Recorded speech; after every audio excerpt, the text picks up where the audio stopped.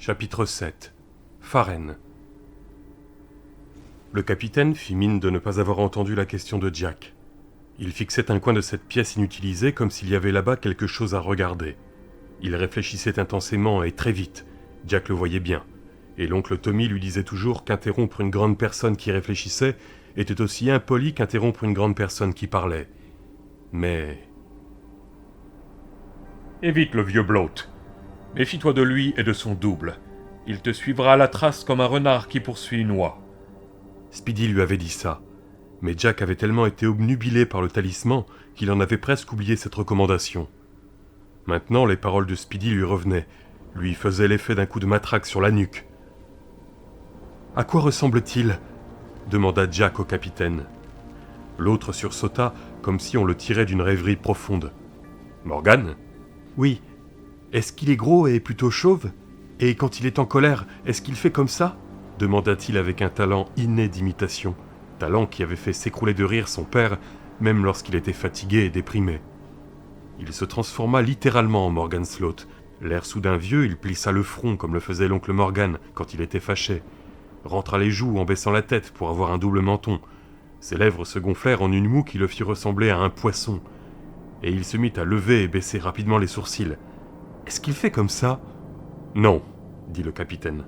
Mais un éclair traversa son regard, comme lorsque Jack lui avait dit que Speedy Parker était un vieux noir. « Morgan est grand comme ça », fit le capitaine en mettant la main sur son épaule droite pour montrer à Jack la hauteur. « Il a les cheveux longs et il boite, il a un pied beau. Il porte un talon de compensation, mais... » Il haussa les épaules.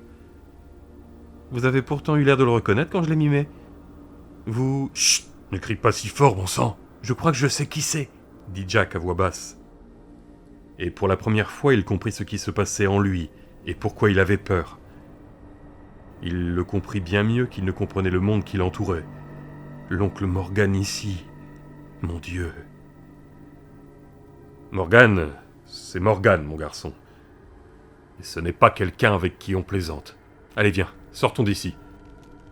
Sa main se referma à nouveau sur le bras de Jack, qui tressaillit de douleur mais ne moufta pas. Parker devient Parcus. Et Morgan, ça ne peut pas être une coïncidence. « Attendez, » dit-il, une autre question lui venant à l'esprit. « Est-ce qu'elle avait un fils ?»« La reine ? Oui. »« Elle avait un fils, en effet, » répondit de mauvaise grâce le capitaine. « Oui, mon garçon. Mais nous ne pouvons plus rester ici. Nous... » « Parlez-moi de lui. »« Il n'y a rien à en dire, » répondit le capitaine. « L'enfant est mort très vite. Le bruit a couru que l'un des hommes de Morgan, peut-être Osmond, avait étouffé le bébé. Mais ce sont des ragots mesquins. Je n'ai aucune sympathie pour Morgan Doris, mais tout le monde sait bien qu'un enfant sur 10 meurt au berceau. Personne ne sait pourquoi. Il meurt mystérieusement, sans raison. Il y a un dicton qui dit « Aucun clou n'échappe au marteau du grand charpentier ». Aux yeux du grand charpentier, un enfant royal est comme les autres. Il... « Hé, petit, tu vas bien ?» Jack eut l'impression que tout devenait gris autour de lui. Il chancela, et les bras fermes du capitaine l'accueillirent, doux comme un oreiller de plumes. Jack aussi avait failli mourir au berceau. Sa mère lui avait raconté comment ça s'était passé. Elle l'avait retrouvé inerte, apparemment sans vie, dans son berceau, les lèvres bleues, les joues couleur de cierge funéraire éteint. Elle lui avait raconté comment elle l'avait pris dans ses bras et s'était précipitée dans le salon. Son père et Sloat, en train de fumer de l'herbe en buvant du vin, regardaient un match de catch à la télévision. Son père l'avait arraché au bras de sa mère et lui avait pincé le nez très fort. « Tu as eu des marques pendant presque un mois, Jackie », lui avait dit sa mère avec un rire nerveux, et avait posé sa bouche sur celle minuscule du bébé, tandis que Morgan criait « Je crois que c'est inutile, Phil.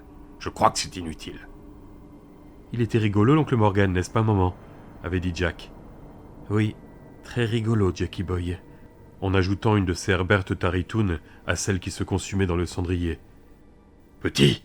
dit à voix basse le capitaine, et il le secoua si fort que la tête de Jack se renversa avec un petit craquement. Il le vit. Morgan, se levant, souriant d'un air décontracté, disant quelque chose comme « Je reviens tout de suite, Phil, le temps d'aller faire un peu de place !»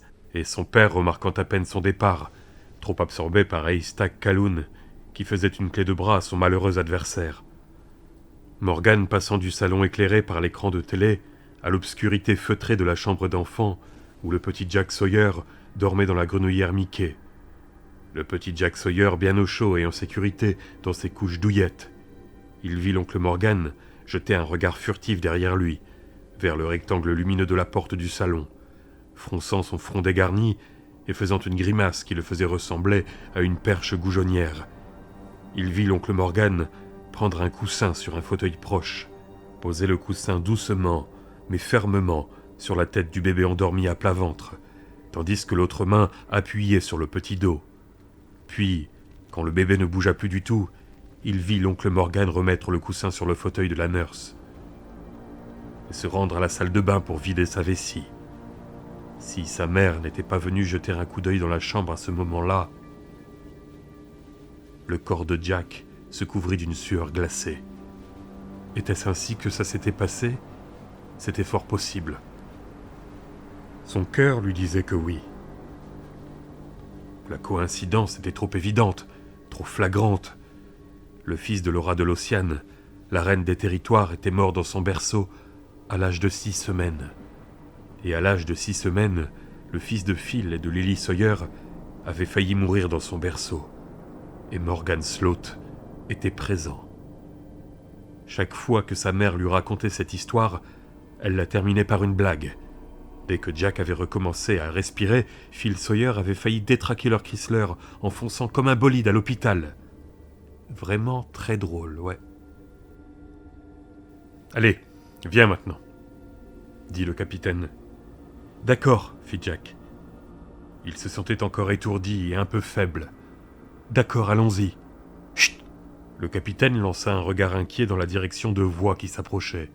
La cloison de droite n'était pas en bois, mais en toile très épaisse. Elle s'arrêtait à 10 cm du sol, et Jack aperçut des pieds bottés qui passaient. Il en vit 5 paires.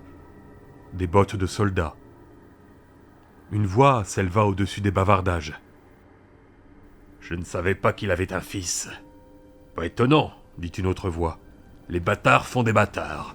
Tu devrais savoir ça, Simon. » Il y eut des éclats de rire gras et grivois.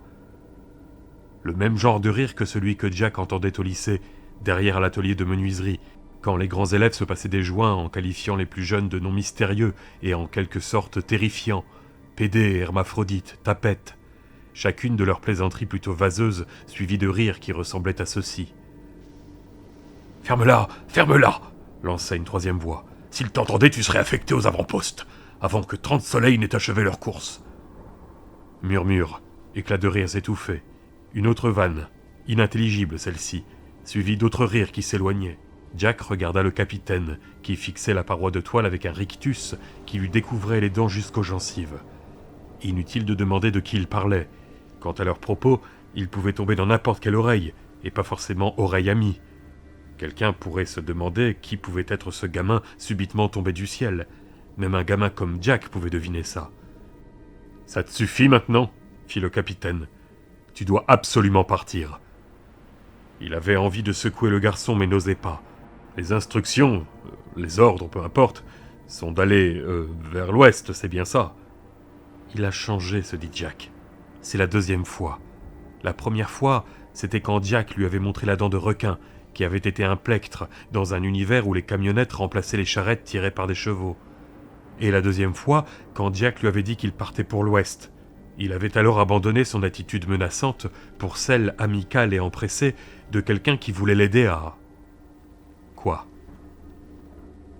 Je ne peux pas te dire. Je ne peux pas te dire ce qu'il faut faire. Il s'agissait de quelque chose qui ressemblait à de la crainte, ou plutôt à une terreur primitive. Il veut filer d'ici parce qu'il a peur qu'on nous découvre, se dit Jack. Mais ce n'est pas seulement pour ça, hein. Il a peur de moi. Peur de...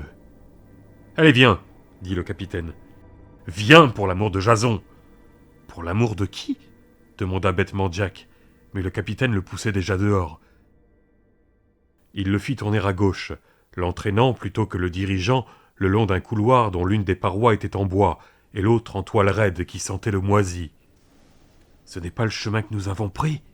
fit remarquer Jack à voix basse. « Je Je veux éviter de passer devant les types que nous avons vus en entrant, répondit le capitaine en chuchotant lui aussi. Ce sont les hommes de Morgan. Tu te souviens du grand? Celui qui est tellement maigre qu'on lui voit au travers. Oui, Jack se rappelait le sourire des lèvres minces et les yeux qui ne souriaient pas. Les autres avaient l'air plutôt gentils, mais l'homme maigre lui avait semblé dur, dément même. Et autre chose encore. Il lui avait paru vaguement familier. « C'est Osmond », dit le capitaine en tirant Jack vers la droite maintenant. L'odeur de viande grillée s'était faite de plus en plus insistante, et l'air en était saturé à présent. Jack n'avait encore jamais senti une odeur de viande qui déclencha à ce point son appétit. Il avait peur, il était mentalement et émotionnellement tendu, peut-être au bord du gouffre de la folie, mais sa bouche salivait comme une folle. « Osmond, c'est le bras droit de Morgan, » grommela le capitaine. « Il remarque tout, et je préférerais qu'il ne te voie pas 2 fois de suite, petit. »« Que voulez-vous dire ?»« Tst, tst, tst. » Et il serra de plus belle le bras de Jack. Il approchait maintenant d'une grande tenture qui fermait une porte. Jack trouvait qu'elle ressemblait à un rideau de douche, sauf que l'étoffe était tissée de mailles si lâches et si grossières qu'on aurait dit un filet. Quant aux anneaux auxquels elle était accrochée, ils étaient en os, et non en chrome. « Maintenant, crie !» lui souffla doucement le capitaine. Il écarta le rideau et tira Jack dans une immense cuisine remplie d'arômes divers, celui de la viande prédominant nettement, et de nappes de vapeur brûlantes. Jack entrevit confusément des braseros, une grande cheminée de pierre, des visages de femmes sous de longs voiles blancs flottants qui lui rappelaient les guimpes des religieuses. Certaines des femmes étaient alignées devant une grande auge en fer posée sur des tréteaux. Le visage en feu, elles lavaient des récipients et autres ustensiles de cuisine. D'autres, devant une espèce de comptoir qui courait le long du mur de la salle, éminçaient, découpaient, creusaient et épluchaient. L'une d'elles portait un plat en métal sur lequel il y avait une tarte à cuire. Elles regardèrent d'un air ébahi Jack et le capitaine qui traversaient la cuisine en direction de la double porte du fond. « C'est la dernière fois !» aboya l'officier en s'adressant à Jack, qu'il secouait avec l'acharnement d'un fox terrier qui vient d'attraper un rat. « C'est la dernière fois, tu m'entends ? La prochaine fois que tu renacles à la besogne, je te fends la peau du dos et je t'épluche comme une patate bouillie. » Et il ajouta dans sa barbe. « Elles n'oublieront pas cette scène et en feront des gorges chaudes. Alors crie, bon sang !» Et le capitaine, au visage balafré, lui fit traverser la cuisine en fumée, en le tenant au collet et en lui tordant le bras. Jack fit délibérément appel à la terrible vision de sa mère, allongée dans une chapelle funéraire. Il la vit dans un nuage d'organdi blanc, couchée dans un cercueil, vêtue de la robe de mariée qu'elle portait dans la randonnée sauvage, RKO 1953. Son visage, qui devenait de plus en plus distinct, pâle comme une effigie de cire, avec, aux oreilles, les petits anneaux d'or qu'il lui avait offerts pour Noël 2 ans plus tôt. Puis son visage se transforma, le menton s'arrondit, le nez devint plus droit, plus patricien. Ses cheveux prirent une teinte plus claire et parurent plus lourds. C'était maintenant l'aura de l'Ossian que Jack voyait dans le cercueil. Et le cercueil lui-même n'était plus une bière lisse et anonyme de chapelle mortuaire, mais un long coffre taillé grossièrement dans une vieille souche, un cercueil de viking, si cela avait jamais existé. Il lui fut facile d'imaginer le cercueil brûlé sur un bûcher imprégné d'essence, plutôt qu'enseveli dans une terre accueillante. C'était Laura de l'Ossian, la reine des territoires, mais dans ce fantasme, qui était devenu aussi clair qu'une vision, la reine portait la toilette de mariée que sa mère arborait dans le film La randonnée sauvage, et les boucles d'oreilles que l'oncle Tommy l'avait aidé à choisir chez Sharp, à Beverly Hills. Les larmes ne tardèrent pas à jaillir en un flot brûlant. Pas des larmes feintes, mais de vraies larmes versées non seulement pour sa mère, mais pour ces 2 infortunés qui se mouraient dans des univers différents, liés par quelques liens invisibles et fragiles, mais que rien ne pouvait briser. Du moins, tant qu'elles seraient toutes 2 vivantes. À travers ses pleurs, il aperçut une espèce de géant en tunique blanche qui arrivait sur eux comme un bolide. Autour de la tête, il portait un bandeau rouge, qui devait avoir, d'après Jack, la même fonction que la toque blanche des chefs de cuisine. Il brandissait une menaçante fourchette en bois, à 3 dents. « Sortez d'ici !» leur cria-t-il d'une voix haut perchée, ridicule dans la bouche de ce mastodonte, une voix fluette d'homosexuel s'en prenant furieusement à un vendeur de chaussures. Mais la fourchette, elle, n'était pas ridicule. Elle était sinistre. Devant sa charge, les femmes s'éparpillèrent comme des volatiles. Celle qui portait le plat à tarte le lâcha, et elle poussa un cri de désespoir quand elle vit la pâte se briser sur le sol. Du jus de fraise s'en échappa, et se répandit tout autour, une belle couleur rouge de sang frais. « Sortez de ma cuisine, espèce de limace! C'est une cuisine, c'est pas une raccourci !» Il brandissait la fourchette en détournant la tête et en fermant les yeux, comme si, malgré la violence de ses paroles, la pensée de faire couler le sang était une chose trop vulgaire pour sa sensibilité.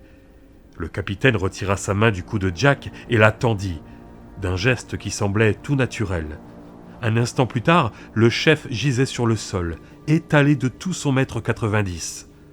La fourchette à viande baignant dans une flaque de coulis de fraises, constellée de petits morceaux de pâte. Le chef roula sur lui-même en se tenant le poignet et en poussant des cris aigus de sa voix de fausset. Les informations qu'il bramait à la cantonade étaient désolantes. Il était mort. Le capitaine l'avait sûrement tué. Il disait « dué » avec son étrange accent de consonance vaguement teutonne. Il était sûrement estropié pour la vie. Le cruel et sans-cœur capitaine des gardes extérieurs lui avait brisé la main droite, détruisant ainsi à jamais son gagne-pain. Il lui faudrait désormais mendier pour vivre. Le capitaine lui avait fait terriblement mal.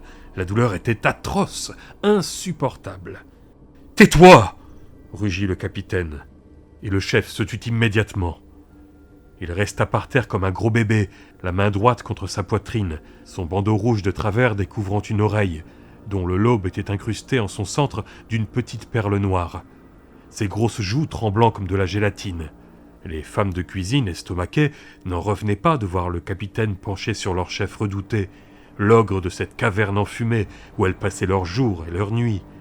Jack, toujours en larmes, aperçut un garçon noir, à la peau sombre, corrigea aussitôt son cerveau, debout à côté du grand brasero, bouche bée, le visage comiquement ébahi comme dans un spectacle de pantomime. Il continuait cependant à tourner la broche de cuisseau de chevreuil suspendue au-dessus des braises incandescentes. « Écoute-moi maintenant.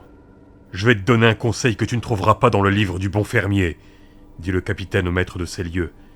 Il se pencha davantage sur le chef jusqu'à ce que leur nez se touche presque. Son étreinte paralysait toujours le bras de Jack, heureusement engourdi, et il ne le lâchait pas d'un centimètre.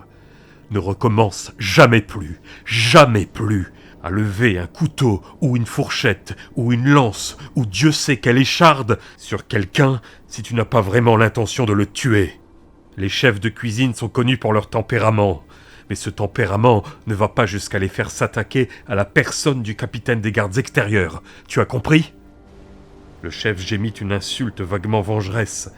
Jack ne saisit pas du tout, qui impliquait la mère du capitaine et les chiens qui rôdaient sur les dépotoirs au-delà du pavillon. « Peut-être bien, dit le capitaine.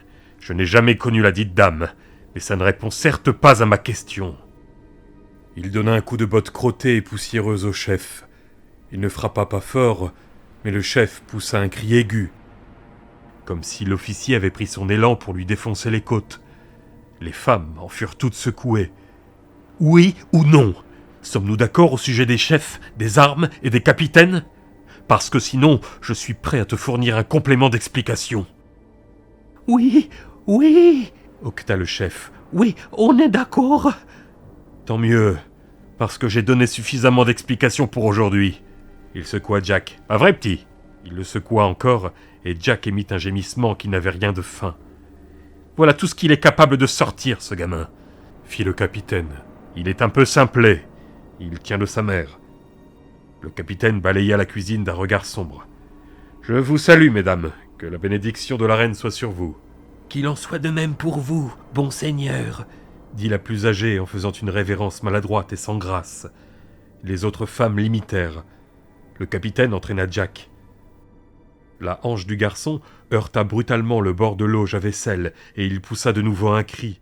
De l'eau bouillante gicla. Des petites gouttes fumantes éclaboussèrent le plancher et roulèrent dans les interstices avec un léger sifflement. « Ces femmes trempent les mains là-dedans, » se dit Jack. « Comment font-elles pour le supporter ?» Puis le capitaine, qui le portait presque maintenant, le poussa derrière un autre rideau de toile qui donnait sur un corridor. « Ouf !» fit tout bas le capitaine. « Je n'aime pas ça. Je n'aime pas ça du tout. Ça sent très mauvais. » Ils tournèrent à gauche, puis à droite, et encore à droite. Jack avait l'impression qu'ils approchaient des murs extérieurs du pavillon.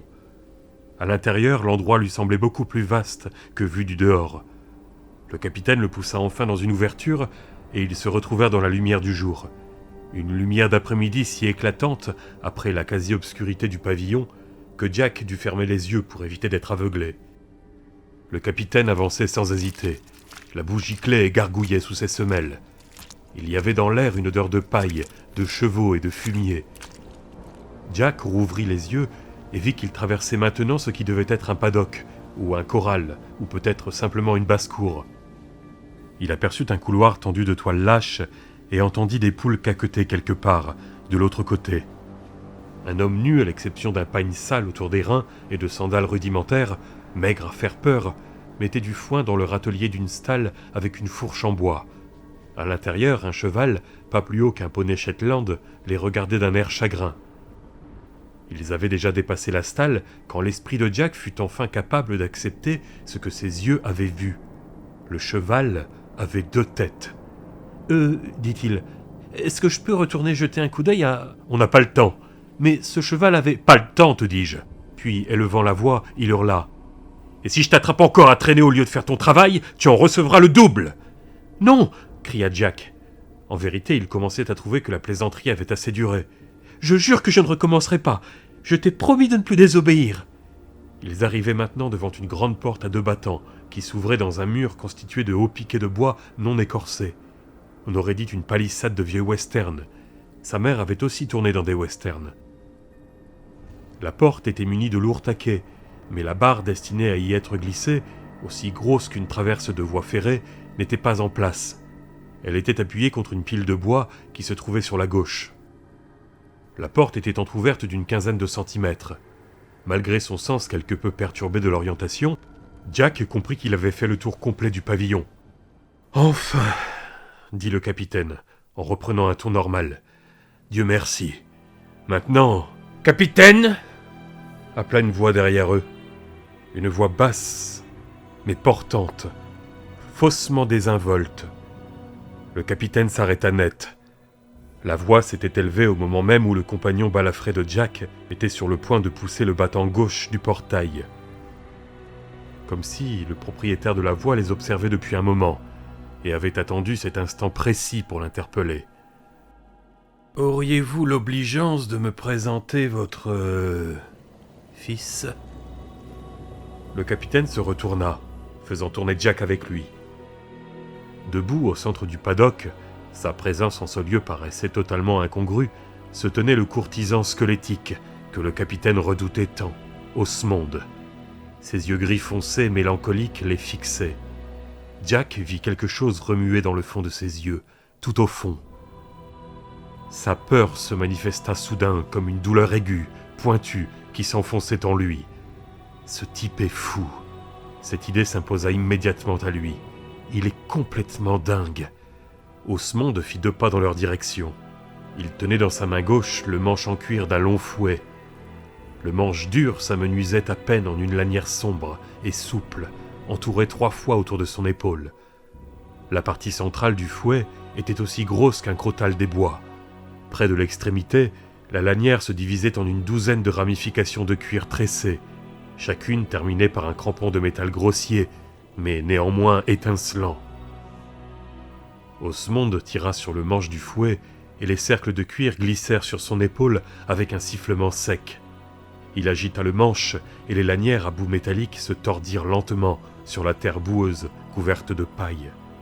« Votre fils !» répéta Osmond, en avançant d'un pas, et Jack comprit brusquement pourquoi le visage de cet homme lui avait semblé familier tout à l'heure. Celui qu'il appelait « costume blanc », le jour où il avait failli être kidnappé, n'était-il pas cet homme ? Jack se dit que ce devait être lui. Le capitaine ferma la main en la portant à son front. et se pencha en avant pour le saluer. Après avoir hésité un instant, Jack l'imita. « Mon fils, Lewis », fit le capitaine d'un air guindé. Jack lança un regard sur sa gauche et vit qu'il était toujours dans la même position. Il resta donc incliné lui aussi, le cœur battant la chamade. « Merci, capitaine. Merci, Lewis.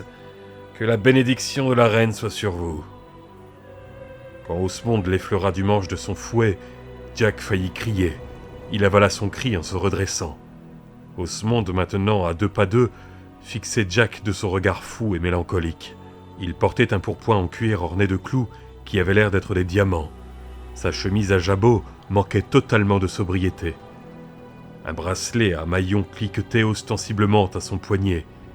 À sa façon de tenir le fouet, Jack devina qu'il était gaucher. Ses cheveux, tirés en arrière, étaient serrés dans un large catogan de satin blanc.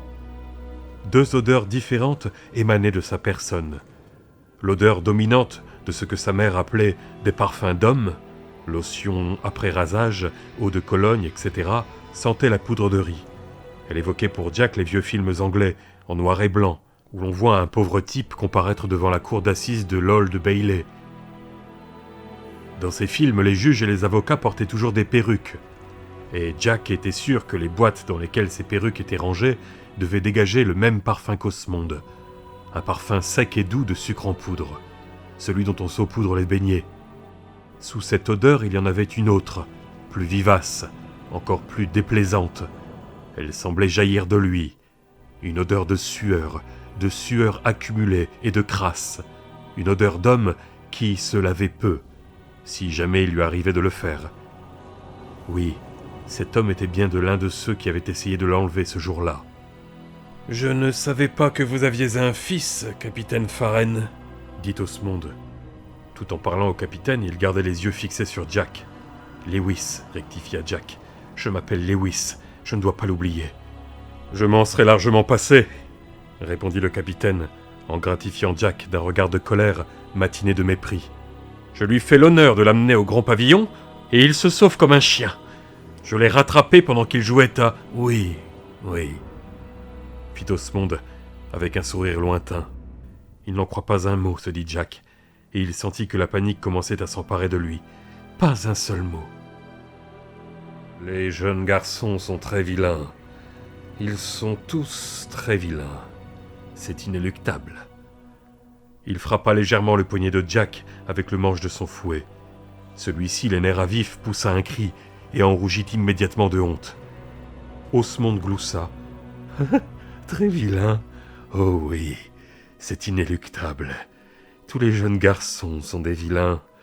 Moi-même je l'étais, et je parie, capitaine Farren, que vous l'étiez aussi. Hein? N'étiez-vous pas vilain quand vous étiez jeune?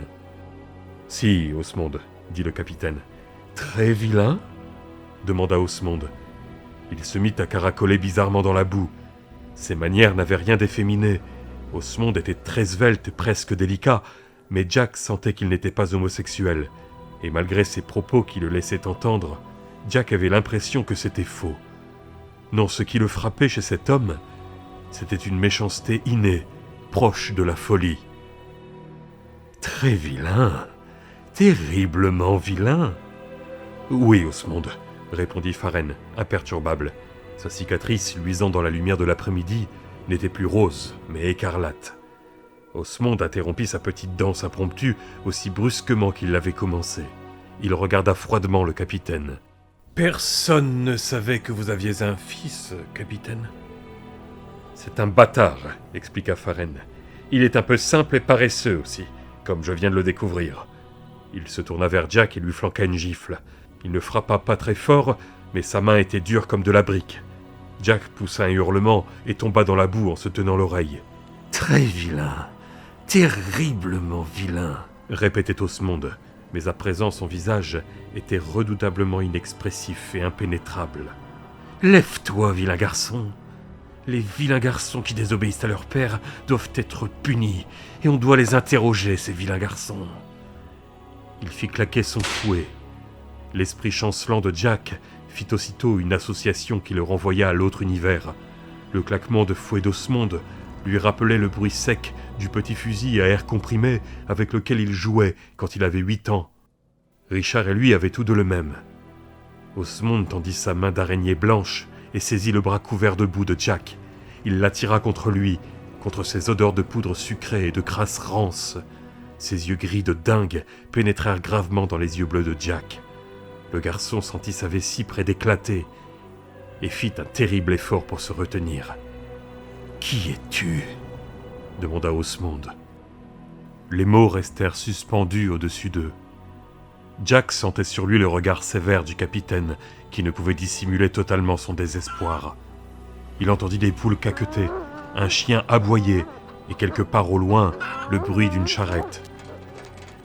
« Dis-moi la vérité, je saurai si tu mens, » disaient les yeux. « Tu ressembles beaucoup à un vilain garçon que j'ai rencontré autrefois, en Californie. Es-tu ce garçon ?» Et pendant un instant, la vérité trembla sur les lèvres de Jack. « Je m'appelle Jack. Jack Sawyer, oui. Oui, c'est moi, le garçon que vous avez connu en Californie. La reine des territoires était ma mère. Seulement je suis mort, et je connais votre chef. Je connais Morgan, l'oncle Morgan. Et je vous dirai tout ce que vous voulez savoir, si seulement vous arrêtez de me fixer avec vos yeux de dingue. Après tout, je ne suis qu'un gosse, et on sait bien que les gosses ne peuvent rien cacher. Ils racontent tout. » Puis il entendit la voix de sa mère, dure, presque moqueuse. « Tu vas tout déballer à ce type, Jackie Boy. À ce type-là. Il cocotte comme un comptoir de parfum dans un grand magasin au moment des soldes. On dirait une version médiévale de Charles Manson, en pire. Mais tu fais comme tu veux, après tout. Tu pourrais l'entortiller si tu voulais, mais tant pis, fais comme tu veux. »« Qui es-tu » redemanda Osmond en l'attirant plus près. Et sur son visage, Jack vit maintenant une expression de totale confiance en soi. Cet homme avait l'habitude d'obtenir les réponses qu'il désirait. De tout le monde, pas seulement des gosses de 12 ans. Jack, tremblant, inspira profondément. « Si tu veux que ta voix porte au maximum jusqu'au dernier balcon, tu dois la faire partir du diaphragme, Jackie, comme si elle passait à travers un ampli avant de sortir. » Et hurla. « J'allais revenir, je vous jure !» Osmond, qui s'était attendu à un murmure indistinct et sans force, s'était penché sur lui. Il fit un bond en arrière comme si Jack l'avait frappé, et lui donna une gifle. Puis, se prenant le pied dans les lanières de son fouet, manqua de perdre l'équilibre. « Espèce de petit !»« Je vous assure, ne me fouettez pas, Osmond. J'allais revenir. Je ne voulais pas. Je ne voulais pas. » Le capitaine Farren se précipita sur lui et le frappa dans le dos. Jack s'étala de tout son long dans la boue et continua de hurler. « Je vous ai dit qu'il était simple d'esprit. Je vous fais mes excuses, Osmond, » dit la voix de Farren au-dessus de lui. « Vous pouvez être sûr qu'il sera fouetté comme il le mérite. Il... »« Et d'abord, que fait-il ici ?» brailla Osmond d'une voix aiguë acariâtre de poissonnière. « Qu'est-ce que ce sale bâtard fiche ici ? Ne me proposez pas de me montrer son laissez-passer. Je sais qu'il n'en a pas. Vous l'avez fait entrer en cachette pour le nourrir à la table de la reine, pour qu'il vole l'argenterie de la reine, car je sais bien qu'il est malfaisant. Un seul regard pour comprendre que ce garçon est intolérablement, indubitablement mauvais. » Et le fouet s'abattit à nouveau. Ce n'était plus le petit coup sec d'un fusil à fléchette, mais le claquement d'un 22 longs rifles. Et Jack n'eut que le temps de penser « Ce coup-ci, c'est pour moi », qu'une main brûlante s'incrusta dans son dos. Et pénétrant profondément dans sa chair, la douleur, au lieu de diminuer, s'intensifia. Une douleur à rendre fou. Il se tortilla dans la boue en hurlant « Méchant garçon ! Vilain garçon ! Horriblement vilain !» Chaque qualificatif était ponctué d'un coup de fouet, infligeant une intolérable brûlure à Jack qui hurlait de douleur. Il se demandait combien de temps durerait son supplice, Osmond paraissant s'exciter davantage à chaque coup de fouet, quand il entendit une voix étrangère qui criait « Osmond ! Osmond, ah vous voilà ! Oh Dieu merci !» Un bruit de pas qui courait, la voix d'Osmond furieuse et légèrement essoufflée. « Eh bien, qu'y a-t-il ? Que se passe-t-il » Une main prit Jack par le coude et l'aida à se relever. Comme il vacillait sur ses pieds, Le bras qui prolongeait la main glissa autour de sa taille pour le soutenir. Il était difficile de croire que le capitaine, qui s'était montré si dur et si sévère pendant la visite du pavillon, pouvait être si doux maintenant. Jack eut un nouveau vertige. Le monde parut tourbillonner autour de lui. Le sang chaud dégoulinait dans son dos. Il regarda Osmond avec haine, un sentiment tout nouveau pour lui. Et cela lui fit du bien. C'était un excellent antidote à la peur et au désarroi. « Tu as fait ça. Tu m'as fait mal. Tu m'as blessé. Alors écoute-moi, connard, si j'ai l'occasion de te le faire payer. »« Ça va ?» chuchota le capitaine. « Oui. »« Quoi ?» hurla Osmond, en se tournant vers les deux hommes qui venaient d'interrompre la séance de flagellation. Le premier était l'un des dandys devant qui Jack et le capitaine étaient passés en se rendant à la chambre secrète. L'autre ressemblait un peu au charretier que Jack avait rencontré en revenant sur les territoires. Le malheureux paraissait terrifié et passablement mal en point. Le sang coulait d'une blessure qu'il avait à la tête et qui lui tailladait presque tout le côté gauche du visage. Son bras gauche était écorché et son juste au corps déchiré.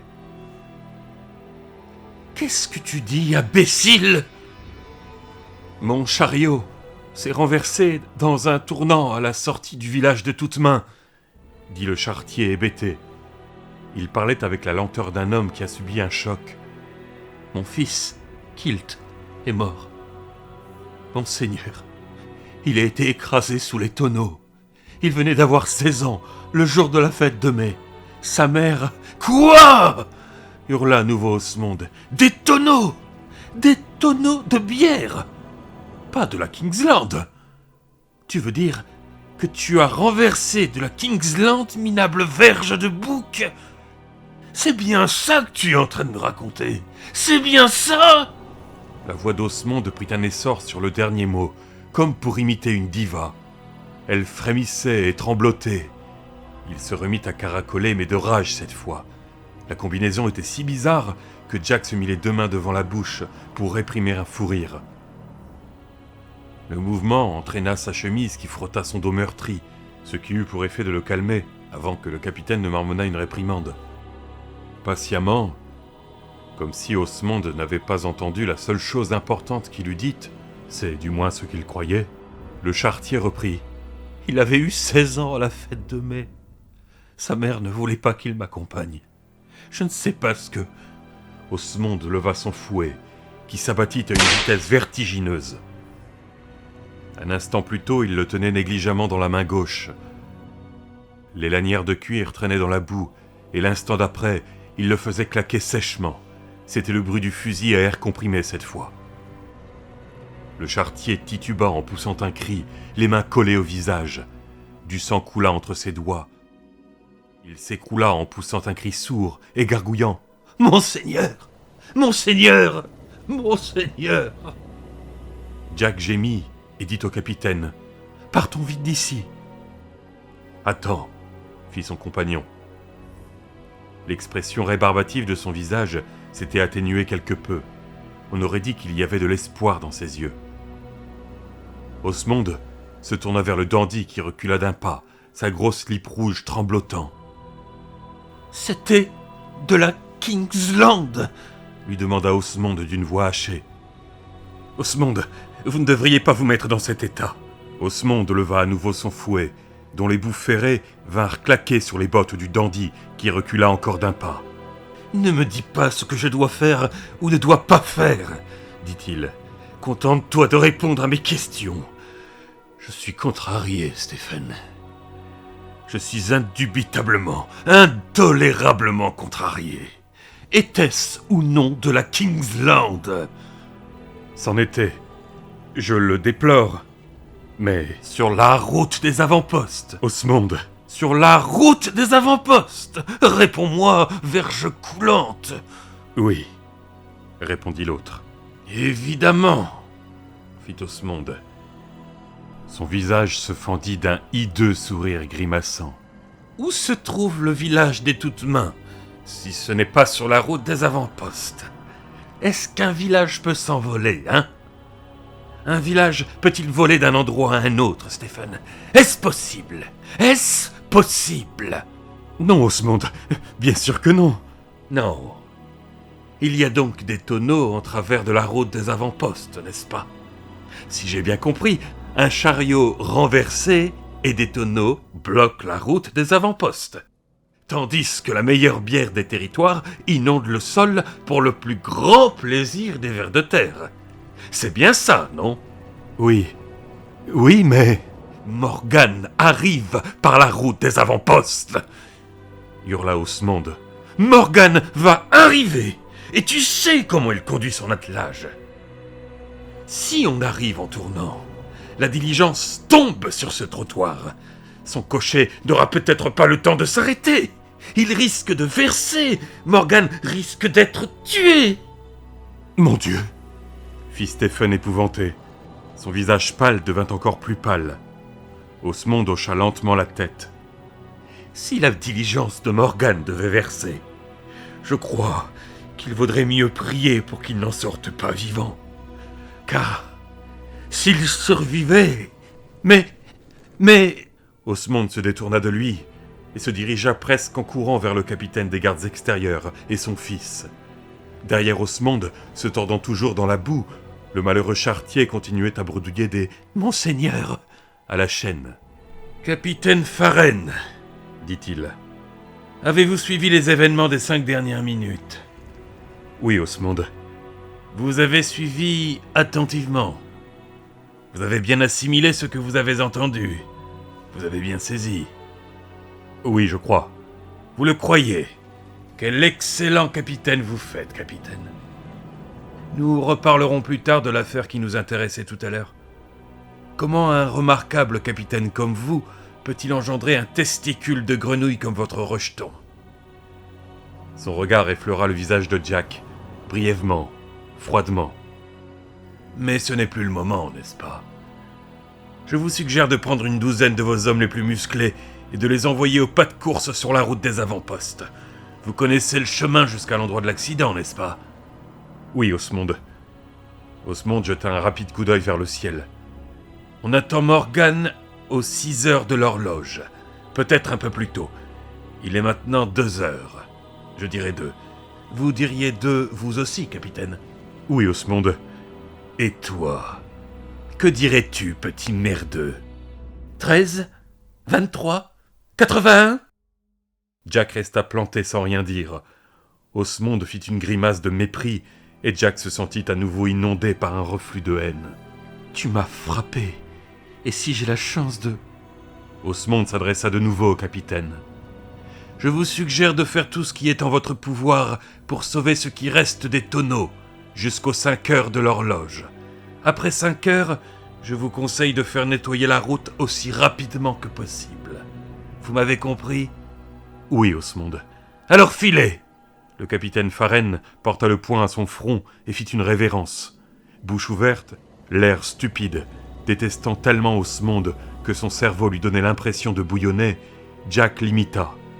Osmond s'était détourné d'eux avant même qu'ils eussent commencé à saluer. Il marchait à grands pas vers le charretier en faisant claquer son fouet. Le charretier l'entendit approcher et se mit à hurler. « Allez, viens !» dit le capitaine en tirant une dernière fois le bras de Jack. « Tu n'as pas besoin de voir ça. »« Oh non !» réussit à sortir Jack. « Mon Dieu, non !» Mais comme le capitaine Farren poussait le battant droit du portail et qu'il quittait le pavillon, Jack entendit ce qui se passait. Et il l'entendit encore dans ses rêves cette nuit-là. Des sifflements de fouet, les uns derrière les autres, chacun suivi du cri du pauvre charretier. Osmond poussait des cris. Pour savoir exactement ce qu'étaient ces cris, il eût fallu se retourner et voir son visage, ce que Jack se refusait de faire. Mais il était presque sûr de savoir ce que c'était. Osmond poussait des cris de plaisir. Il se trouvait à nouveau sur la place publique, devant le pavillon. Les badauds regardaient du coin de l'œil le capitaine Farren et l'évitaient ostensiblement. Le capitaine avançait à grandes enjambées, le visage sombre et fermé, plongé dans ses pensées. Jack devait presque courir derrière lui pour être au pas. « On a de la chance, » dit soudain le capitaine. « Une sacrée chance. Je crois qu'il avait l'intention de te tuer. » Jack le regarda stupéfait, la bouche sèche et brûlante. « Il est fou, tu sais. Aussi fou que l'homme qui courait après un biscuit. » Jack n'avait pas la moindre idée de ce que cela pouvait signifier, mais il était d'accord sur le fait qu'Osmond était fou. « Qu'est-ce que... » « Attends, dit le capitaine. Ils étaient revenus près de la tente où le capitaine avait emmené Jack après avoir vu la dent de requin. « Reste ici et attends-moi. Et surtout ne parle à personne. » Le capitaine entra dans la tente. Jack regarda autour de lui en l'attendant. Un jongleur passa près de lui jeta un regard sans perdre une seule des 6 balles qu'il lançait en l'air, entrecroisant leur trajectoire selon une figure compliquée. Un petit groupe d'enfants en haillons le suivait comme les petits-enfants du joueur de flûte de Hamelin. Une jeune femme lui proposa de lui montrer, pour quelques pièces, que son petit robinet pouvait servir à autre chose qu'à faire pipi. Elle avait un bébé sale accroché à son énorme sein, et Jack, le visage en feu, détourna les yeux. La fille croissa un rire. « Oh, le joli homme est timide. Viens par ici, mon mignon. Viens. File, catin, ou tu finiras la journée sous les cuisines. » C'était le capitaine.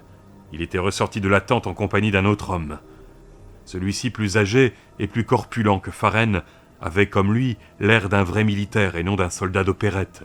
Il essayait désespérément de fermer le devant de son uniforme sur son gros ventre, sans lâcher l'instrument courbe, qui ressemblait à un cor anglais qu'il avait dans les mains. La fille au bébé sale détala sans demander son reste. Le capitaine prit le corps des mains de son gros compagnon pour qu'il puisse finir de s'habiller, et lui dit quelques mots. Le gros acquiesça, et sa vareuse, enfin fermée, reprit son instrument et s'éloigna à grands pas en soufflant du corps. Ce n'était pas le même son que celui que Jack avait entendu lors de son premier et court séjour dans les territoires. Celui-là était éclatant comme celui d'une fanfare. C'était le son des héros. Celui-ci, en revanche, avait un timbre plus strident, un peu comme une sirène d'usine qui appelle les ouvriers au travail. Le capitaine se tourna vers Jack. « Viens avec moi, » lui dit-il. « Où ?»« Sur la route des avant-postes, » répondit le capitaine Pharren. Puis il ajouta avec une expression mi-émerveillée, mi-craintive, « Ce que le père de mon père appelait la route de l'Ouest. Elle traverse une série de petits villages jusqu'aux avant-postes. Au-delà, elle ne mène nulle part, ou alors en enfer. Si tu vas vers l'Ouest, tu auras besoin de l'aide de Dieu, petit. Mais j'ai entendu dire que lui-même ne s'aventurait jamais au-delà des avant-postes. Allez, viens !» Des questions se pressaient aux lèvres de Jack, des milliers de questions. Mais le capitaine avançait à une telle allure que le souffle lui manquait pour parler. Ils gravirent la remontée au sud du grand pavillon et passèrent devant l'endroit où Jack avait quitté les territoires, la première fois. La foire paysanne était toute proche maintenant. Jack entendit un bonimenteur qui se donnait un mal fou pour faire monter des curieux sur Merveille, l'âne du diable. Celui qui tenait 2 minutes sur son dos gagnait un superbe prix. La brise marine portait sa voix qui parvenait à Jack avec une clarté parfaite, comme lui parvenaient aussi des odeurs de nourriture, maïs grillé et viande rôtie, qui lui mettaient l'eau à la bouche. Son estomac criait famine. À présent qu'il se sentait en sécurité, loin d'Osmond le grand et le terrible, il avait une faim de loup. Un peu avant d'arriver à la foire, ils prirent une route sur leur droite, beaucoup plus large que celle qui menait au pavillon. « La route des avant-postes », se dit Jack, puis avec un petit frisson de peur, il corrigea aussitôt. « Non, la route de l'Ouest, celle qui mène au talisman. » Et il se dépêcha de rattraper le capitaine Pharren. Osmond avait raison. Il suffisait d'aller droit devant soi. Ils étaient encore à plus d'1 kilomètre du village au nom bizarre quand ils sentirent pour la première fois l'odeur aigre de la bière portée par la brise. La circulation en direction de l'Est était intense sur la route. La plupart des véhicules étaient des chariots tirés par des chevaux, aucun à 2 têtes cependant. Certains d'entre eux étaient chargés à ras-bord de ballots, de grands sacs, d'autres transportaient de la viande crue, et d'autres encore des cages de volailles caquetantes. Ils atteignaient le village de toutes mains quand une charrette ouverte remplie de femmes passa près d'eux à une vitesse dangereuse. Les femmes riaient et poussaient des cris excités. L'une d'elles se mit debout, souleva sa jupe jusqu'au pubis et ébaucha un mouvement de hanche obscène. Elle perdit l'équilibre et serait tombée par-dessus bord, en se brisant le cou dans le fossé, si l'une de ses compagnes ne l'avait rattrapé par la jupe et tirait brutalement en arrière. Jack rougit à nouveau. Il revit l'énorme sein de l'autre fille avec la bouche du bébé sale qui le tétait. « Oh, le joli petit jeune homme est timide !»« Bon Dieu !»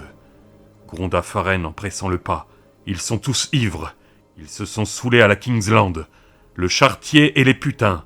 Ils risquent de les tuer sur la route ou de les faire tomber de la falaise. Ce ne serait pas une grosse perte d'ailleurs. Ces catins sont toutes vérolées. »« Mais alors, dit Jack essoufflé, si tous ces chariots passent par là-bas, c'est que la route est dégagée, non ?» Ils traversaient le village maintenant. La large route de l'ouest avait été suivée pour tasser la terre. Des chariots circulaient, des petits groupes de gens allaient et venaient, et tout le monde paraissait parler trop fort. Jack aperçut 2 hommes qui se querellaient devant ce qui devait être une taverne. Brusquement, l'un d'eux flanqua un coup de poing à l'autre. Un instant plus tard, les 2 hommes roulaient sur le sol. « Les putains ne sont pas les seuls à avoir bu de la bière, se dit Jack. Je crois que tous les habitants de ce patelin ont eu leur dose. »« Tous les chariots que nous avons croisés venaient d'ici, expliqua le capitaine Faren. Les petits équipages pourront peut-être passer, mon garçon. Mais la diligence de Morgan n'est pas petite. »« Morgan. Ne t'occupe pas de Morgan pour le moment. » Les relents de bière devenaient plus insistants à mesure qu'ils avançaient vers le centre du village et s'approchaient de la sortie. Jack avait mal aux jambes à force de courir pour rattraper le capitaine. Il se dit qu'il devait bien avoir fait 5 kilomètres maintenant. « Ça correspond à quelle distance dans mon univers ?» se demanda-t-il. Et cette pensée lui fit aussitôt penser à l'élixir de Speedy.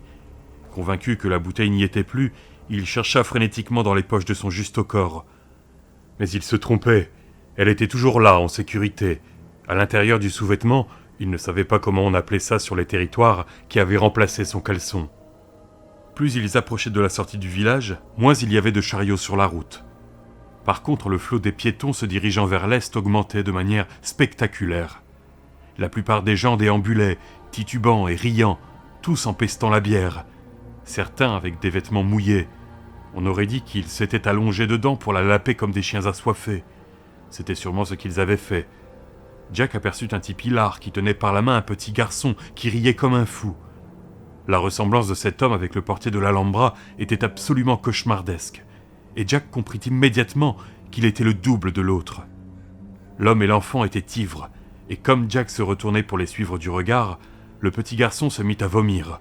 Celui que Jack supposait être son père le tira violemment par le bras, alors que lui-même tirait de son côté pour aller faire ça discrètement dans les broussailles du fossé.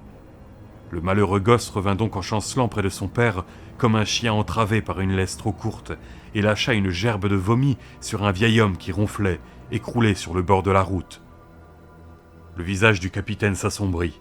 « Dieu les pile tous autant qu'ils sont !» dit-il. Même les plus ivres d'entre eux s'écartaient ostensiblement de son chemin. Avant de quitter le poste de garde à l'entrée du pavillon, il avait attaché à sa ceinture une espèce de fourreau de cuir. Jack présumait, à juste titre, qu'il dissimulait une lame courte et maniable.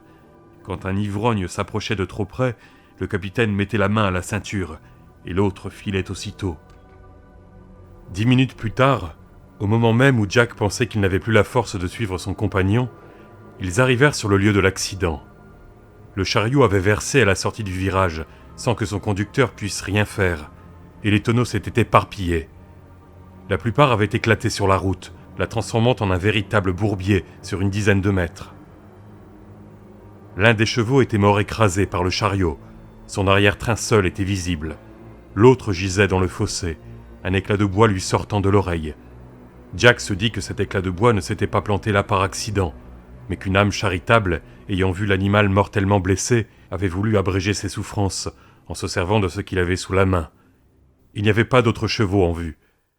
Mais entre le cheval écrasé et celui qui était mort dans le fossé, était caché le fils du charretier, bras et jambes écartés. Une moitié de son visage était tournée vers le ciel pur des territoires, avec une expression ahurie, tandis que ce qui avait été l'autre n'était plus qu'un amas de chair sanguinolente, constellé d'esquilles d'os blancs comme du plâtre. Jack remarqua qu'on lui avait retourné les poches. Une douzaine de poivreaux rôdaient sur les lieux de l'accident.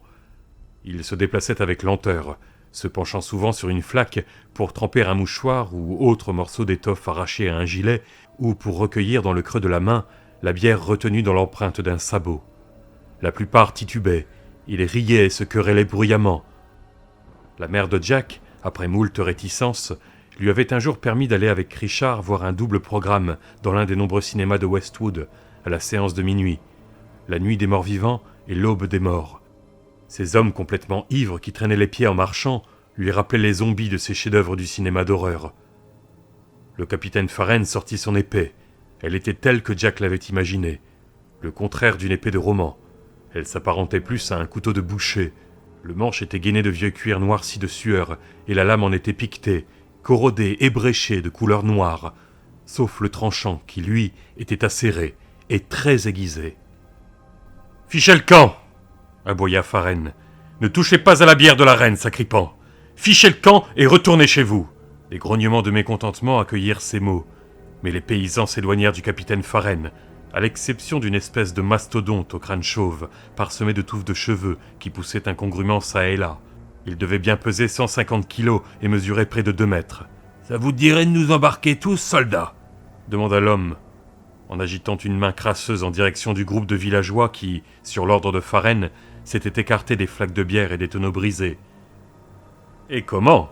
répondit en souriant le capitaine. « Ça me plairait beaucoup, surtout si je t'embarque en premier, espèce de gros tas de merde imbibé. » Le sourire de Farren s'élargit, et le bonhomme hésita devant sa détermination qu'il pressentait dangereuse. « Viens me chercher si tu veux, » reprit Farren. « Te tailler des lacouen serait la meilleure chose qui me soit arrivée de la journée. » Le géant grommela dans sa barbe et s'éloigna en traînant les pieds. « Vous tous, maintenant !» cria Farren. « Reculez ! Une douzaine de mes hommes viennent de quitter le pavillon de la reine. Cette corvée ne les enchante pas et je les comprends. Je ne peux pas répondre de leur réaction s'ils vous trouvent ici. Je crois que vous feriez mieux de retourner dans votre village et de vous cacher dans vos caves avant qu'ils n'arrivent. Ce serait plus prudent. Rentrez chez vous !» Ils n'attendirent pas pour se mettre en route vers le village de toutes mains, le géant qui avait défié le capitaine marchant en tête. Farren poussa un grognement et revint sur le lieu de l'accident. Il enleva sa jaquette et en recouvrit le visage du fils du charpentier. « Je me demande qui a volé ce gamin alors qu'il était mourant ou mort, » dit Farren d'un air méditatif. « Si je le savais, je le ferais crucifier avant la nuit. » Jack ne répondit rien. Le capitaine resta longtemps les yeux fixés sur le cadavre du jeune garçon, sa main passant et repassant sur la cicatrice irrégulière qui lui zébrait le visage. Puis son regard croisa celui de Jack et il reprit enfin ses esprits. « Il faut que tu partes maintenant, petit, tout de suite, avant qu'Osmond décide d'en savoir plus long sur mon idiot de fils. »« Comment ça va se passer pour vous ?» Le capitaine lui fit un petit sourire. « Je n'aurai pas de problème si tu pars. Je dirais que je t'ai renvoyé à ta mère, ou que j'étais tellement furieux contre toi que je t'ai tué en te frappant avec un gourdin. Osmond me croira, quelle que soit la version que je lui servirai. Il est fou. Ils sont tous fous. Ils attendent qu'elle meure, ce qui ne saurait tarder. À moins que... » Il ne termina pas sa phrase. « Va-t'en, dit-il. Ne tarde pas, et dès que tu entendras la diligence de Morgan, quitte la route, et enfonce-toi dans les bois, très loin. Sinon elle flairera ta présence, comme le chat flaire la souris. Il détecte immédiatement ce qui ne marche pas comme il veut. C'est un démon. Est-ce que je l'entendrai arriver ? Comment saurais-je que c'est sa diligence ? Demanda timidement Jack. Il regarda la route au-delà des débris de tonneaux. Elle montait en pente régulière jusqu'à la lisière d'une forêt de pins. Ça sera sombre là-dedans, se dit-il, et Morgan arrivera par l'autre côté.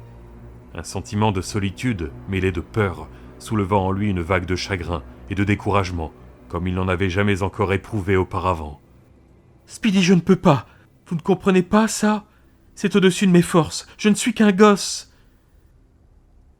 La diligence de Morgan est tirée par un équipage de 6 paires de chevaux, avec un 13e en tête, expliqua Farren. À grand galop, le boucan que fait ce maudit corbillard est comme le tonnerre qui roule sur la terre. Ne crains rien, tu l'entendras venir. Tu auras tout le temps d'aller te terrer quelque part, mais fais-le surtout. Jack murmura quelque chose. « Quoi ?» demanda Farren d'une voix dure. « Je disais que je ne voulais pas partir, » dit Jack à peine plus haut. Il était au bord des larmes et savait que s'il les laissait couler, il perdrait tout son sang-froid s'effondrerait et demanderait au capitaine Farren de le protéger, de le sortir de là, de faire quelque chose.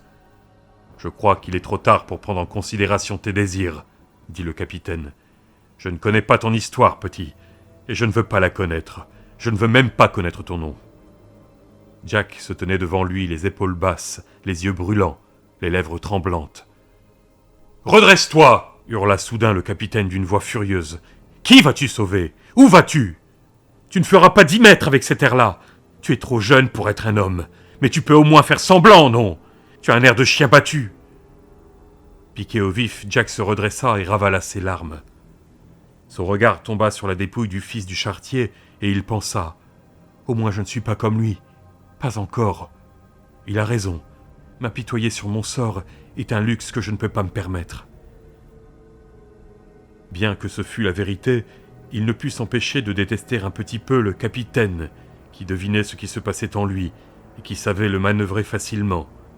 « Voilà qui est mieux, » dit sèchement Farren. « Pas beaucoup mieux, mais tout de même. »« Merci, » dit Jack sur un ton sarcastique. « Tu ne peux plus renoncer à ton projet, petit. Osmond est derrière toi, et Morgan va bientôt l'être aussi. Peut-être que là d'où tu viens, tu as aussi des problèmes. Mais sache que si Parcus t'a envoyé à moi, c'est pour que je te remette ça.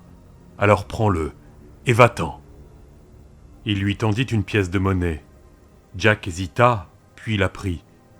Elle avait la taille d'un demi-dollar Kennedy, mais était beaucoup plus lourde. Aussi lourde qu'une pièce d'or, se dit-il, bien qu'elle fût de couleur argent mat. Le profil de Laura de Losiane y était gravé. Il fut à nouveau frappé, brièvement mais pas violemment, par la ressemblance. En dépit des légères différences telles que la finesse du nez, la rondeur du menton, c'était bien sa mère. Jack le savait. Il retourna la pièce et vit sur l'autre face un animal possédant la tête et les ailes d'un aigle et le corps d'un lion. Il paraissait fixer Jack, ce qui ne manqua pas de le rendre nerveux. Aussi glissa-t-il la pièce d'argent à l'intérieur de son juste corps, où elle rejoignit la bouteille d'élixir magique de Speedy. « C'est pour quoi faire ?» demanda-t-il à Farren. « Tu le sauras en temps voulu, » répondit le capitaine. « Ou peut-être pas. En tout cas, en ce qui me concerne, j'ai fait mon devoir envers toi. Dis-le à Parcus quand tu le verras. » Jack se sentit à nouveau envahi par une sensation d'irréalité. « Va, mon garçon, » lui dit Farren. La voix était moins dure, mais le ton guère plus chaleureux. « Fais ce que tu as à faire, et du mieux que tu peux. » Ce fut finalement cette sensation d'irréalité, l'impression qu'il était le produit de l'hallucination d'un autre, qui le fit bouger. Pied gauche, pied droit, pied dans la paille, pied dans le foin. Il donna un coup de pied à un débris de tonneau. Il enjamba un morceau de roue brisée, contourna l'arrière du chariot, sans être impressionné par le sang qui séchait, ni par les mouches qui bourdonnaient autour. Qu'est-ce que du sang séché et des mouches bourdonnantes dans un rêve ? Il arriva au bout de la portion de route boueuse encombrée de morceaux de bois et autres débris, et regarda en arrière. Mais le capitaine Farren tournait la tête de l'autre côté, guettant peut-être l'arrivée de ses hommes, évitant de regarder Jack. Quoi qu'il en fût, pour Jack, cela revenait au même. Un dos était un dos, c'était sans intérêt.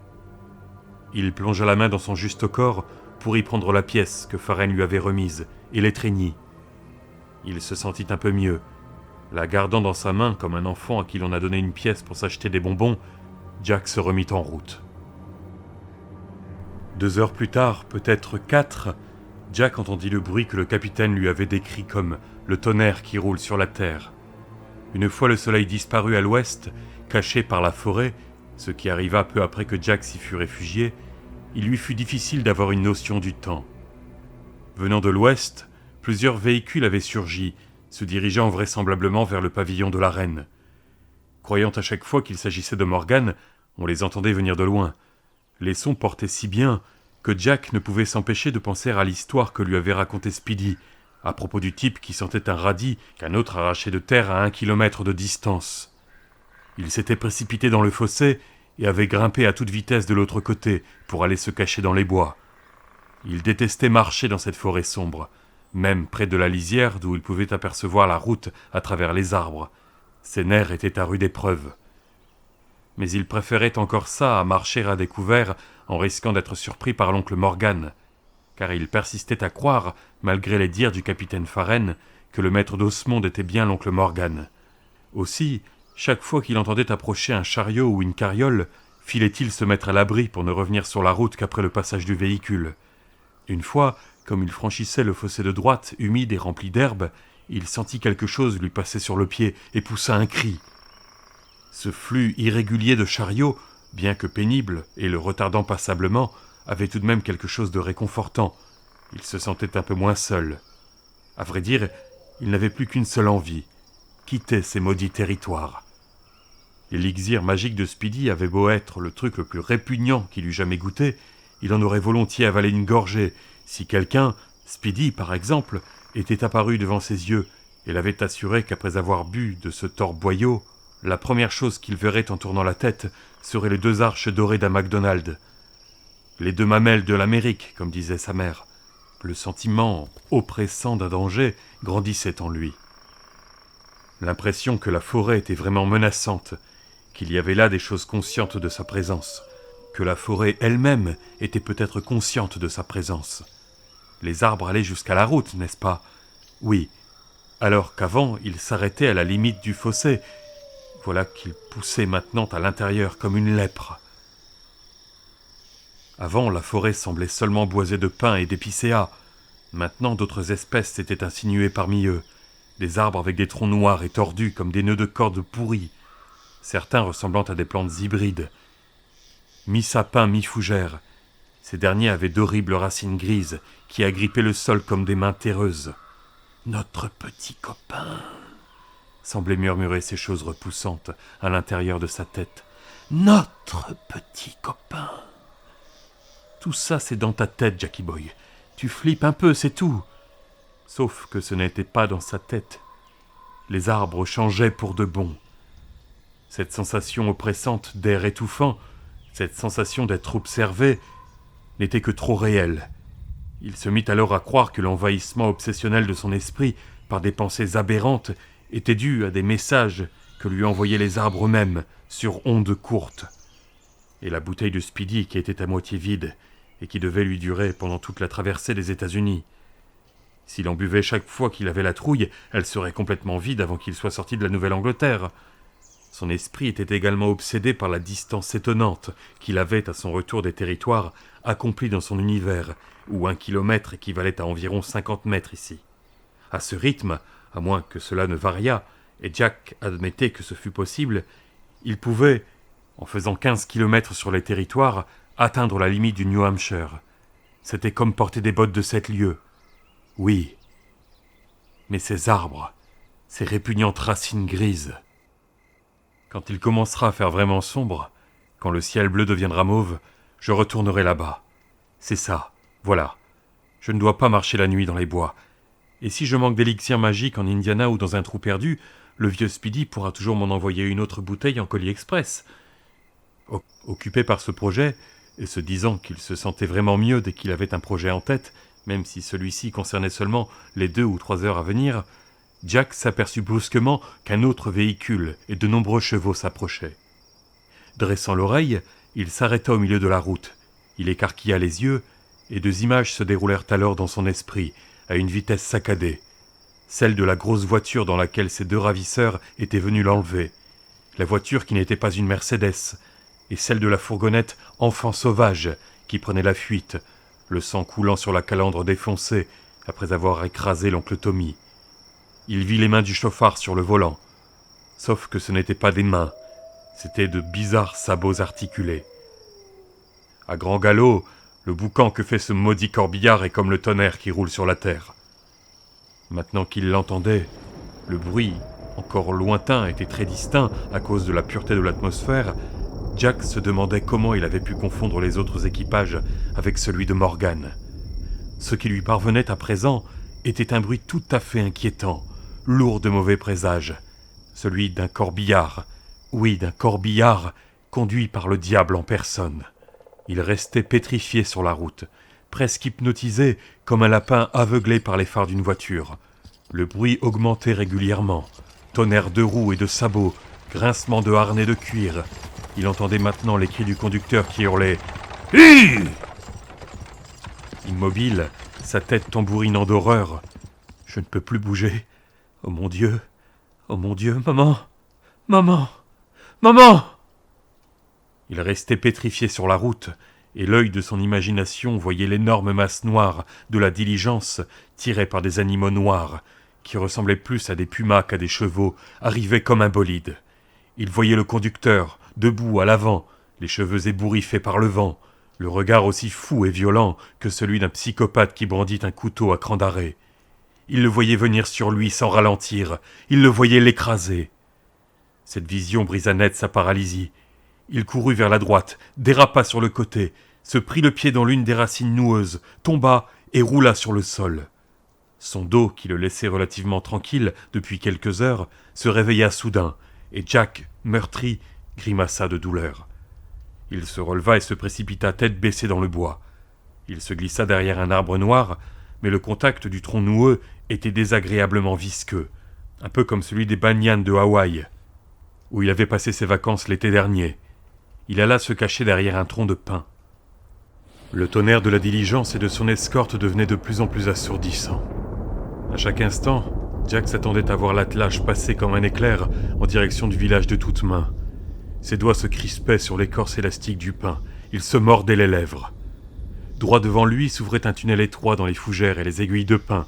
Cette trouée lui offrait une vue limitée mais parfaitement précise de la route. Et juste au moment où Jack se disait que l'équipage de Morgan n'arriverait jamais, une quinzaine de cavaliers passèrent au galop, se dirigeant vers l'est. Celui qui était en tête portait une bannière, mais Jack ne parvint pas à voir son emblème, et n'était pas certain d'en avoir envie. Puis la diligence elle-même traversa en trombe la ligne de mire de Jack. Cela ne dura pas plus d'une seconde, peut-être moins, mais Jack s'en rappelait tous les détails.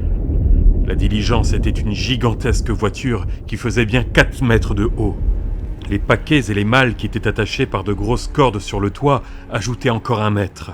Chacun des chevaux de l'équipage portait sur la tête un plumet noir, dont les plumes étaient couchées par la vitesse. Plus tard, Jack se dit que Morgan avait sûrement besoin de changer de chevaux à chaque étape, car ces bêtes paraissaient à la limite de leur force. De leurs bouches jaillissaient des gouttes de sang et des traînées d'écume, et leurs yeux fous, dont le blanc était visible, roulaient, exorbités. Comme dans son imagination, ou dans la vision qu'il avait eue, des rideaux de crêpe noire claquaient aux fenêtres sans vitres. Soudain, un visage blanc apparut dans l'une de ces ouvertures sombres de forme oblongue. Un visage blanc, encadré dans une forme bizarre. Cette soudaine apparition était aussi choquante que le visage d'un fantôme à la fenêtre en ruine d'un château hanté. Ce n'était pas le visage de Morgan Sloat, et pourtant, c'était bien lui. Et le propriétaire de ce visage savait que Jack, ou quelque autre danger tout aussi haïssable et menaçant pour lui, se cachait dans les bois. Jack le comprit à ses yeux, qui soudain s'agrandirent, et à l'horrible grimace qui lui tordit la bouche. Le capitaine avait prévenu Jack. « Il te flairera comme un chat flaire une souris. » Et Jack, accablé, se disait maintenant « D'accord, il m'a flairé. Il sait que je suis ici. Alors que va-t-il m'arriver ? Il va faire arrêter la diligence et enverra les soldats à ma recherche dans les bois. » Un autre groupe de cavaliers, ceux qui l'escortaient à l'arrière, passa comme l'éclair. Jack attendit, les mains figées sur l'écorce de l'arbre, persuadé que Morgan les ferait s'arrêter. Mais rien de tel ne se produisit. Bientôt le tonnerre de la diligence et des cavaliers commença à diminuer. Les yeux, c'était ça qui était pareil, ces yeux noirs dans ce visage blanc et... Notre petit copain, oui... Quelque chose glissa sur son pied et grimpa sur sa cheville. Jack poussa un cri et fit un bond en arrière, croyant que c'était un serpent. Mais en baissant les yeux, il vit que l'une des racines grises montait le long de sa cheville et s'enroulait maintenant autour de son mollet. « C'est impossible !» pensa-t-il bêtement. « Les racines ne bougent pas !» Il recula brusquement pour libérer sa jambe de l'entrave rugueuse et ressentit une douleur vive au mollet, comme lorsqu'on se brûle en glissant le long d'une corde. Il leva les yeux et une peur irrépressible l'étreignit. Il crut comprendre pourquoi Morgan, bien qu'ayant senti sa présence, avait poursuivi sa route sans prendre la peine de s'arrêter.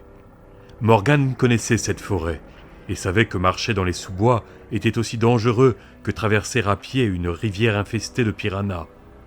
Pourquoi le capitaine Farren ne l'avait-il pas prévenu ? La seule explication qui vint à l'esprit de Jack fut que le capitaine, n'ayant jamais poussé aussi loin vers l'est, ne savait rien de tout cela. Toutes les racines des plantes hybrides se déplaçaient à présent. Elles se dressaient, retombaient, avançaient rapidement dans sa direction, sur la terre couverte d'humus. Des entités et leurs femelles, se dit déraisonnablement Jack, de morbides entités et leurs femelles. L'une des racines particulièrement épaisse, avec les extrémités noircies de terre et d'humidité, se dressa en face de lui en ondulant comme un cobra qui sort, hypnotisé par le son de la flûte du panier d'un fakir. « Notre petit copain, oui !» La chose s'élança vers Jack, qui recula pour lui échapper. Il s'aperçut que les racines formaient à présent un écran vivant entre lui et la route, où il pourrait marcher en toute sécurité. Il s'appuya contre un arbre et fit un bond en poussant un cri, lorsqu'il sentit l'écorce onduler et se plisser dans son dos comme un muscle pris de contraction.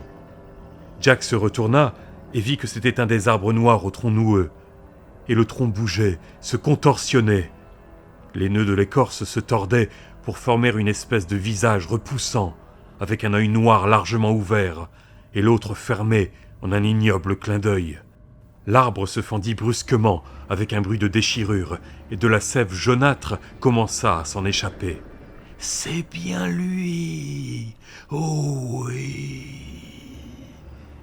Des racines en forme de doigts se glissèrent entre le bras et le torse de Jack, comme pour le chatouiller.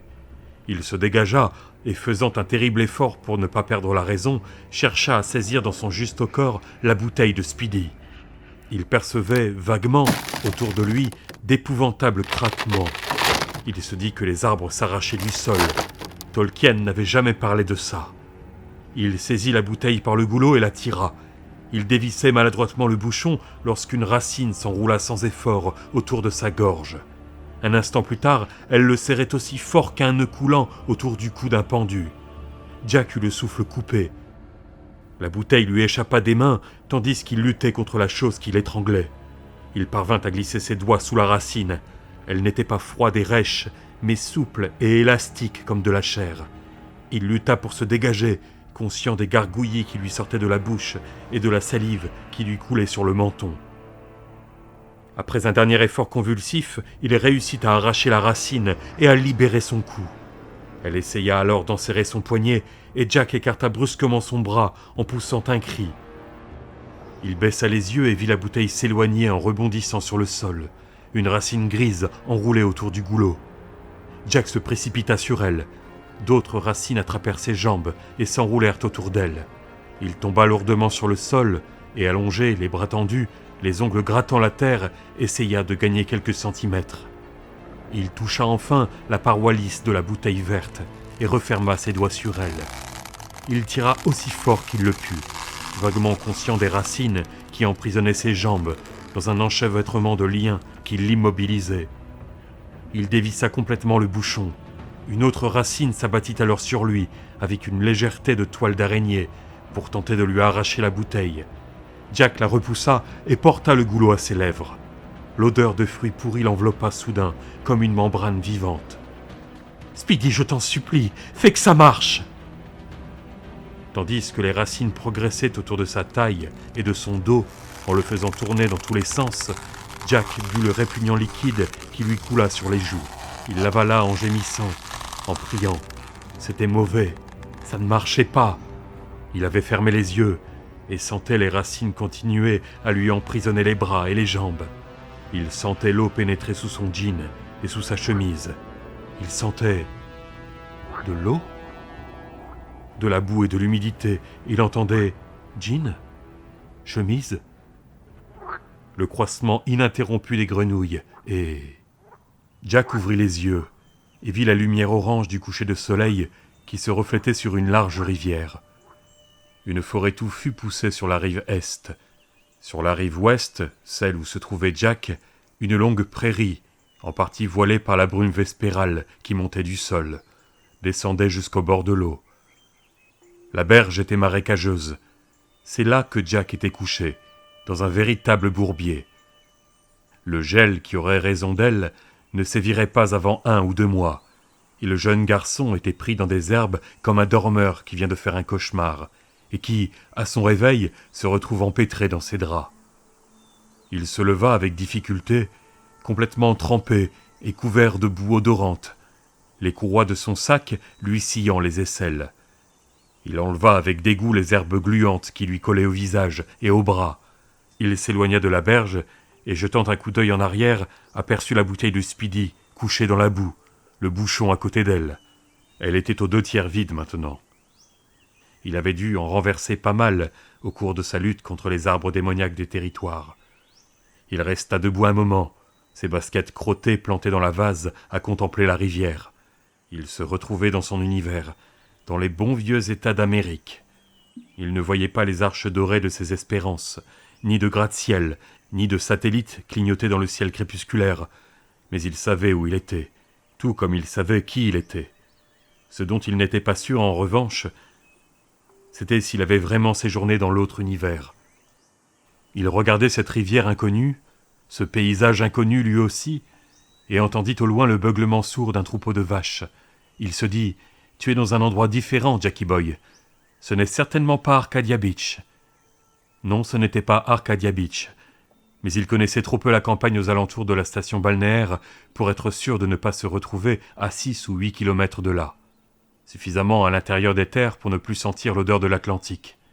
Il avait l'impression de se réveiller après avoir fait un mauvais rêve. Était-ce possible que tout n'eût été qu'un rêve, tout, depuis le charretier avec son chargement de viande couverte de mouches jusqu'aux arbres vivants?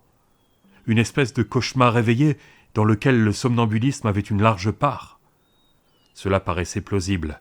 Sa mère était mourante, et il se disait maintenant qu'il le savait depuis longtemps. C'était trop flagrant. Et bien que consciemment il eût refusé de l'admettre, son subconscient en avait tiré les conclusions qui s'imposaient. Ce qui avait favorisé un phénomène d'auto-hypnotisme. Et la rencontre avec ce vieil alcoolo de Speedy Parker avait fini de lui tourner la boule. C'était évident, tout ça se tenait. Jack frissonna et avala sa salive. Il eut du mal à déglutir, pas comme lorsqu'on a une angine, plutôt comme une douleur musculaire. Il leva la main gauche, celle qui ne tenait pas la bouteille, et se frotta doucement le cou. Pendant un moment, il ressembla absurdement à une femme qui se passe la main sur la gorge pour en détecter les rides ou le double menton. Il découvrit une écorchure, juste au-dessus de la pomme d'Adam. Elle n'avait pas beaucoup saigné, mais était néanmoins trop douloureuse pour être touchée. C'était la marque de la racine qui avait essayé de l'étrangler. « C'était donc vrai !» murmura Jack en regardant l'eau orangée, en écoutant le couac des grenouilles et le beuglement lointain des vaches. Tout était vrai. Jack, tournant le dos à la rivière et à l'est, se mit à gravir la pente de la prairie. Après avoir marché environ 700 mètres, le frottement du sac sur son dos meurtri, les coups de fouet d'Osmond avaient laissé des marques douloureuses, lui fit penser à quelque chose qui fit pousser à son estomac un gargouillement de plaisir. Debout dans une flaque de brume, l'étoile du berger scintillant au-dessus de sa tête, Jack fit glisser le sac de ses épaules. Il ouvrit l'une des poches et y trouva le sandwich, pas la moitié, ni un morceau, mais le sandwich entier, enveloppé dans une feuille de journal. Les yeux de Jack se remplirent de larmes de reconnaissance, et il aurait voulu que Speedy fût là pour lui sauter au cou. Il n'y a pas 10 minutes, tu l'as traité de vieil alcoolo. Il en rougit rétrospectivement de honte, ce qui ne l'empêcha pas de faire un sort au sandwich, qu'il avala en quelques bouchées. Il referma le sac et le remit en place. Se sentant mieux maintenant, son estomac lui ficherait la paix pendant un moment, il reprit la route. Peu après, il aperçut des lumières, une ferme. Un chien se mit à aboyer, un gros aboiement qui ne pouvait venir que d'un très gros chien, et Jack sentit son sang se glacer dans ses veines. « Il doit être à l'intérieur de la maison, » se dit-il, « ou du moins enchaîné, je l'espère. » Il tourna vers la droite et au bout d'un moment, les aboiements cessèrent. Se guidant sur les lumières de la ferme, il arriva bientôt sur une route bitumée. Il regarda à gauche puis à droite, n'ayant aucune idée de la direction à prendre. « Et voilà, les amis, voilà notre héros trempé jusqu'aux os, les baskets crottées, hésitant entre Charybde et Scylla. T'es pas sorti de l'auberge, Jackie Boy. Le mal du pays et un sentiment de solitude déferlèrent à nouveau sur lui. Jack ne les laissa pas s'installer. Il mouilla son index et le secoua fort. Les gouttes de salive partirent à droite et il décida de choisir cette direction. 40 minutes plus tard, au bord d'une route privée fermée par une chaîne, Jack aperçut une espèce d'abri en planche, à côté d'un tas de gravier. Il passa sous la chaîne et s'approcha de la petite cabane. La porte était fermée par un cadenas, mais sous l'une des cloisons, la terre était suffisamment tassée pour laisser un passage. Il ne lui fallut pas plus d'1 minute pour se débarrasser du sac, se glisser à l'intérieur en se tortillant et, une fois dedans, tirer son sac derrière lui. La porte cadenassée le rassurait plutôt. Il regarda autour de lui et vit un tas de vieux outils. À l'évidence, cet endroit n'avait pas été utilisé depuis longtemps, ce qui lui convenait tout à fait. Il se déshabilla entièrement, n'aimant pas la sensation désagréable des vêtements humides et maculés sur sa peau. En enlevant son pantalon, il sentit la pièce de monnaie que lui avait donnée le capitaine Farren, géante au milieu de la menue monnaie ordinaire. Jack la sortit et vit que la pièce qui comportait le profil de la reine sur le côté face et un lion ailé sur le côté pile était devenue une pièce d'argent d'$1, 1921. Après avoir longuement contemplé le profil de la liberté, il la remit dans la poche de son jean. Il sortit des vêtements propres en se disant qu'il rangerait les sales dans son sac le lendemain. Ils auraient le temps de sécher d'ici là. Il pourrait toujours les laver plus tard dans un ruisseau ou peut-être dans un landromat. En cherchant des chaussettes, sa main rencontra un objet mince et dur. Il le sortit, c'était une brosse à dents. Aussitôt, une série d'images de chez lui surgirent. Tout ce qu'évoquait une brosse à dents. Des images rationnelles, sécurisantes. Cette fois-ci, pas moyen de les écarter et d'étouffer ses émotions. Une brosse à dents était un objet destiné à une salle de bain bien claire, quelque chose qu'on utilisait avec un pyjama douillet sur le corps et de chaudes pantoufles aux pieds. Ce n'était pas un objet qu'on trouvait dans un sac à dos, au fond d'une cabane à outils froide et sombre, à côté d'un tas de gravier dans un trou perdu, dont il ne connaissait même pas le nom. La solitude l'envahit. Le sentiment qu'il avait d'être rejeté était à présent total.